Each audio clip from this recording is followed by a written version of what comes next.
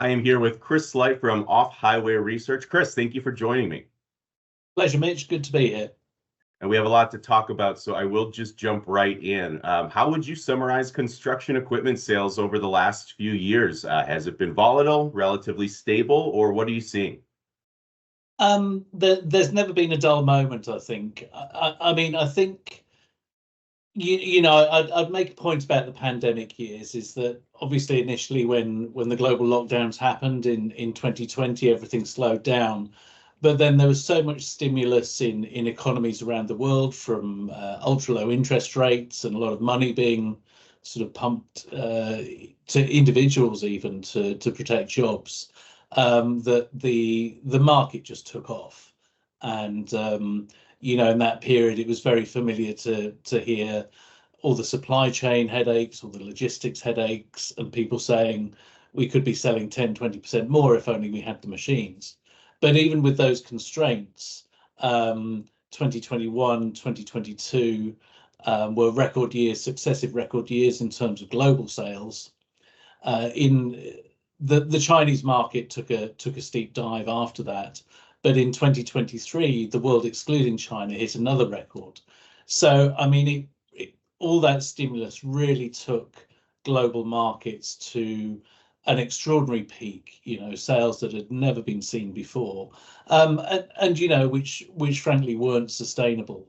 So what we've seen in probably since the second half of 2023 is things just cooling down. That can be alarming when markets fall, but we would very clearly frame that as, there's not a problem. The things which drive construction equipment sales are still very strong. We've just had the party and we're just coming back down to normal now. And this will end up probably being a two-part question, but what are your predictions for construction equipment sales this year in 2024? But I'm also curious, how long are we going to see these elongated pandemic effects? And as you noted, they're not all negative per se, or at least they're not having all negative consequences on the industry. But how long is that pandemic stretch going to last, and what do we expect in 2024? So I would, first of all, I'd kind of split out China from everywhere else, because different things are going on in China, and that will have a range of impacts there, but in international markets.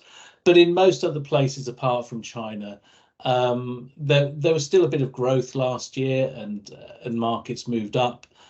And really, most places have now peaked. So what we'll see in most countries around the world is the markets will come down a little bit, of the order of 8-9% globally. So obviously within that you have a few markets that are falling mildly, or maybe even still growing a little bit, and a few that are falling more severely. But overall, in terms of this market, which is cyclical and tends to swing a lot year to year, an 8-9% decline, is really kind of business as usual. And as I said, the volumes that we'll see this year will still be very, very good compared to, all history in this market. And then in China, you've had a situation where markets have fallen extremely steeply 2 years on the bounce in 22 and 23. Demand there is abnormally low now. We think it will still fall a little bit this year. There are issues in China, particularly around the real estate market, which are not helpful for construction equipment sales. Plus, on top of that, you had 2 years of very, very high activity in 2020 and 2021, where there was huge sales, and those very young machines are kind of sitting around not doing much. So in China, we think the bottom of the curve will be found this year, but we see it as a sort of a slower return to growth.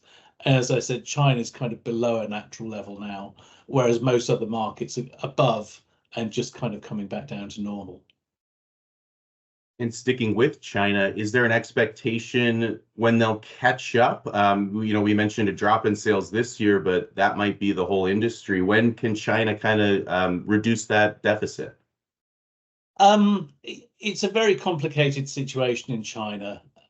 You in 2021, you had a lot of stimulus spending, and the mechanism for that was the provincial governments issuing bonds and taking on debt, and then using that to fund new infrastructure projects. So you've got the issue where a lot of provinces are very, very deeply in debt now, and they can't really raise that much more money, to the extent that the central government in China has actually put a stop to certain new infrastructure projects in some of the more indebted provinces, just as a way of trying to bring a little bit more order to, frankly, quite shattered finances. So you've kind of got that issue. The other problem that provincial governments have now is the main way that they used to raise money and pay down their debts was to sell land for real estate development. And the real estate market in China, as we all read in the newspapers, is in a horrible mess at the moment. There's a lot of bad debt. The bubble has finally burst, and that in itself will take a little while to sort out. You know, it's not something the Chinese government can fix with the normal sort of policy levers. You know, you need to sort out the people who hold all the debt. It needs to be restructured. And of course, it also takes time for the property market to recover, for house prices to start to rise. So, you know, we see the Chinese market edging upwards in the coming years, but getting back to proper health is probably not going to happen until towards the end of this decade. I mean, there are things that are happening in China that are good. You know, there's still a lot of railway construction as it builds out its high-speed rail network.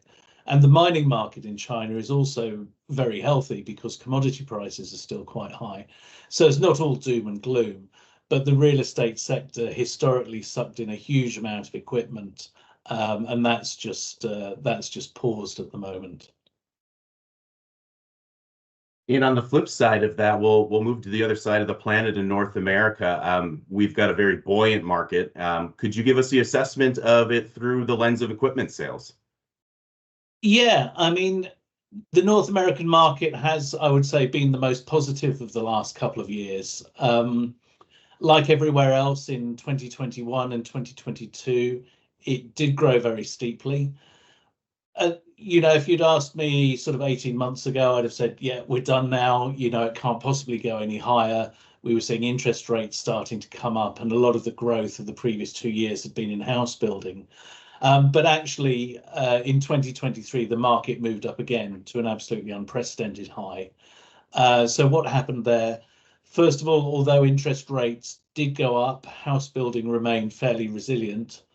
And the underlying factor there is, you know, in the US, there's a huge shortfall of housing, between 3 and 6 million units. So even with much higher interest rates, the demand is still there.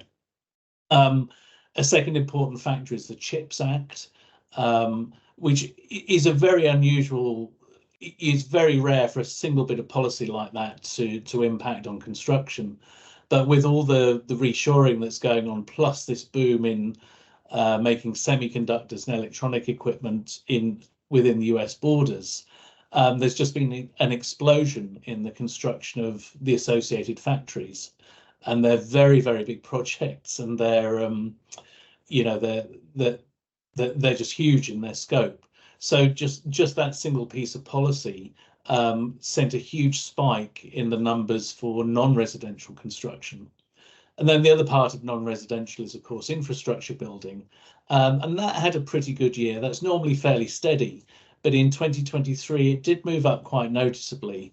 And that's, of course, as a result of the sort of the infrastructure building post-COVID and more recently the IRA, which has just sort of injected some money into that area. So between residential, non-residential, and infrastructure, you've had quite strong drivers behind them all for the last 3 years. So the market has progressively moved up and hit sort of 3 record volumes. So we think that's it. You know, we think it's very unlikely that the market will rise again in 2024. I have said that before, so I don't bet the house on it. But you know, I think the points I would make are first of all, there's an election coming up at the end of the year, and you do see in election years in many countries, not just in the US, that there's a certain amount of uncertainty ahead of the result, especially in a poll like this, which is pretty close. You know, people just think, right, well, I'll hold on, I'll see what the policy direction is before making a big investment decision about something as expensive as construction equipment. So we do expect that to kind of pull the market down a little bit. Plus, you know, we really do think that the growth cycle is done, and there's sort of a natural downturn that's going to come in North America. But you know, that's the bit I said a year ago, and I was proved very wrong there. So we'll see. It has to be said that, you know, as we sit here, we're just seeing most of the first quarter results come out, and quite a lot of companies making construction equipment are still seeing a bit of growth in North America in the first quarter. So, you know, it is still looking strong. I would say slightly stronger than expected, but I think the expectation is very much second half of the year it will slow down, possibly quite steeply. But the kind of volumes that we're seeing are absolutely sensational in North America. So even if the market falls by 10%, which would be quite severe, you're still looking at a very, very healthy market. And it's worth noting, at least in covering some of these first quarter results, that companies are very well aware of, you know, high inventories, a high amount of builds, and they're not necessarily planning to go forward indefinitely that way as well.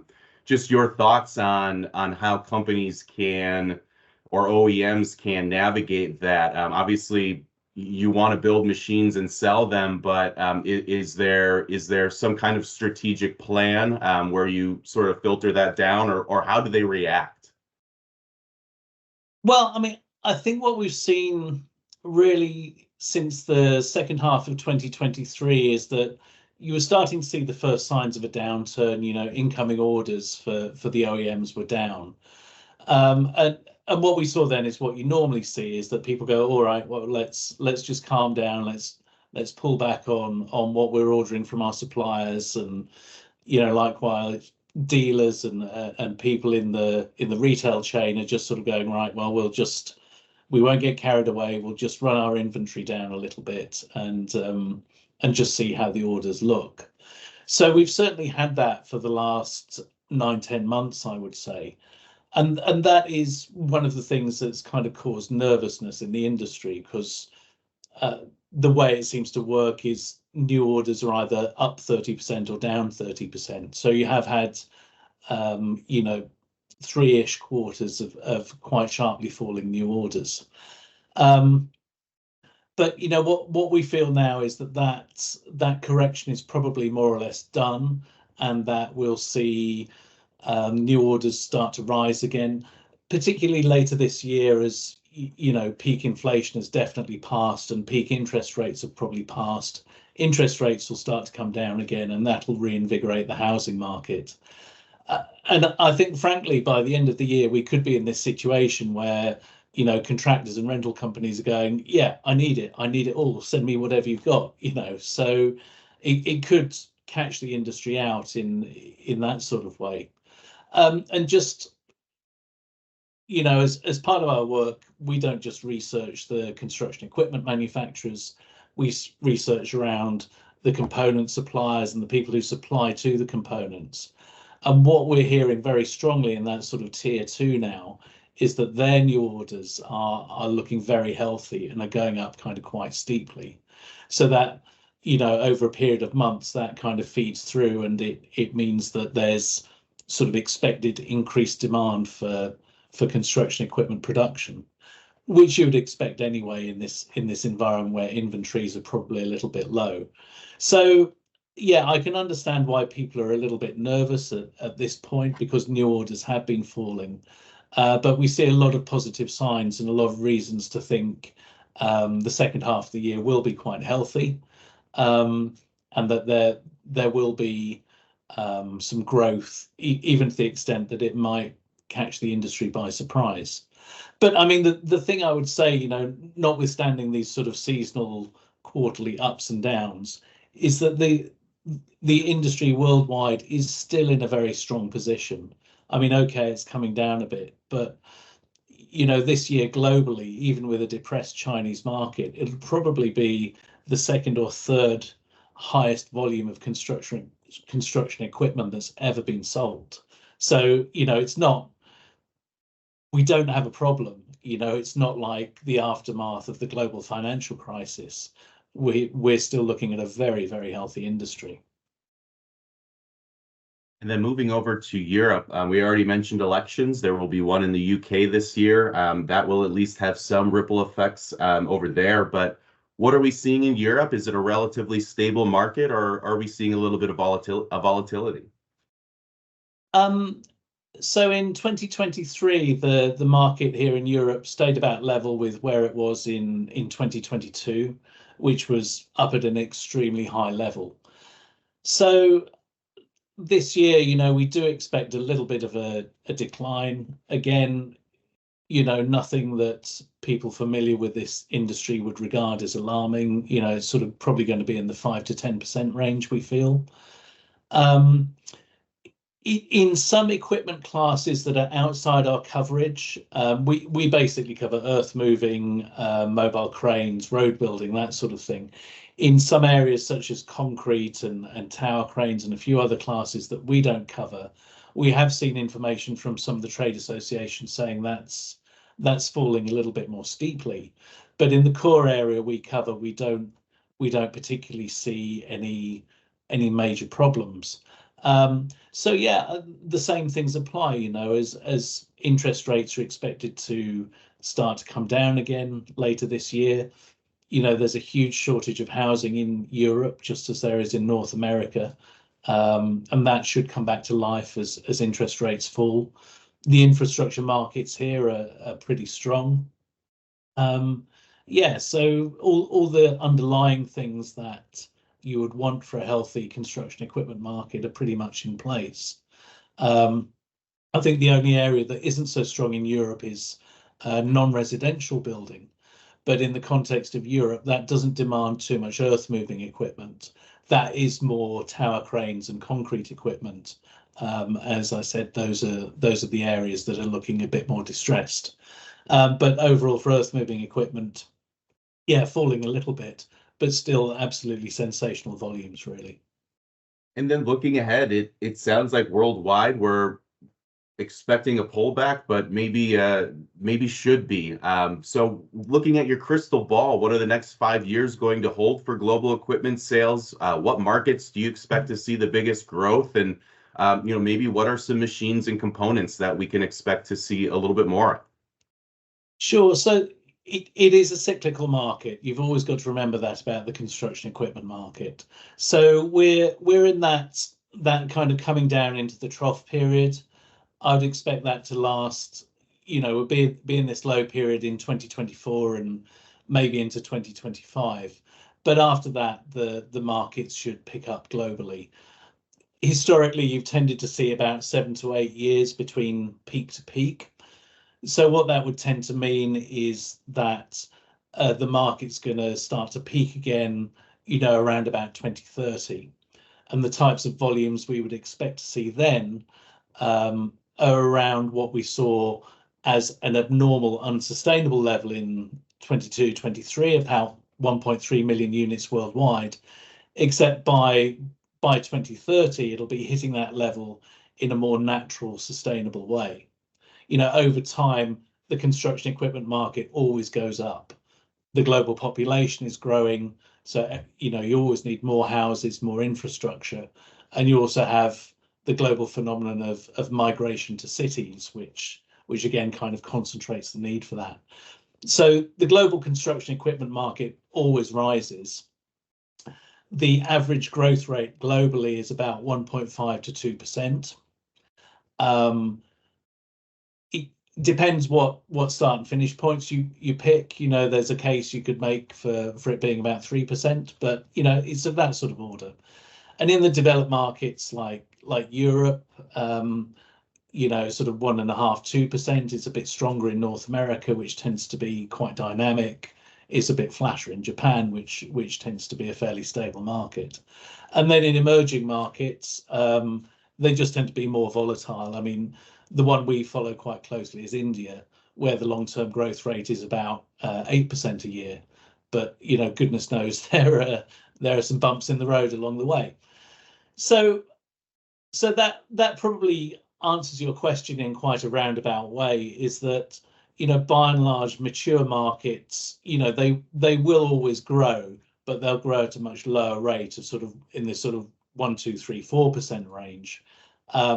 The growth that you'll see that'll really drive the headline figure is the emerging markets. So it's China when it comes back to health. It's definitely India. India is a fantastic long-term prospect. It's places like South America, Southeast Asia are some of the particularly big emerging markets, and then sort of so on down the scale of sort of global wealth, really. So the high growth really comes from emerging markets, but you also, with the high growth, you get the steep declines occasionally. And then as far as any other emerging markets, I think maybe the only region we didn't at least touch on a little bit would be Australia and South America. Is there anything in those two continents that you've noticed in the past few years? Well, I'd first of all say Australia is not one that we cover that directly, so I can't comment on it. It's obviously a very strong mining economy, and they're also, it's kind of quite an interesting mix, because you've got a mining economy which is driven by the swings of commodity prices, but you've also got a developed nation, so you have infrastructure mostly focused on sort of repair and maintenance rather than the new build that you would see in an emerging economy. So it's an interesting blend of drivers in Australia. South America, very interesting market. We do cover that directly, and we've started doing that in the last year or so. The big driver really is commodity prices. And within South America, Brazil is absolutely the dominant force. It's probably about 2/3 of the market, depending on how you choose to measure it. So one of the things you have to bear in mind about that is you have smaller markets that are generally doing quite well. The exception is Argentina with all the inflation problems, but the smaller markets are generally growing quite steadily. They get a bit of a spike when commodity prices go up. But South America as a whole was quite depressed in 2010, purely in the 2010s as a decade, purely because the Brazilian market was in a complete mess because of the Petrobras scandal, where a lot of heads of construction companies and a lot of politicians went to prison for various offences around bribery. So it wasn't the economics that derailed the South American market, and Brazil specifically in that period. It was a political scandal. So our forecast for South America is quite upbeat. It's at a very good volume at the moment. We expect a little bit of growth this year, and thereafter probably settling at quite a high level. But that's the economics. You can't really forecast political stability in the same way, and that's the thing that we're kind of nervous about around South America. The economic fundamentals look good. There are a lot of countries with good track records of development now that have strung together some very good years, but all that good work can be undone by human beings. Yeah, we're talking about machines, but a lot of this does ends on the shoulders of the humans making the decisions. So it's a good point to make. Well, Chris, is there anything that I missed, or is there any part of the planet that we should touch on?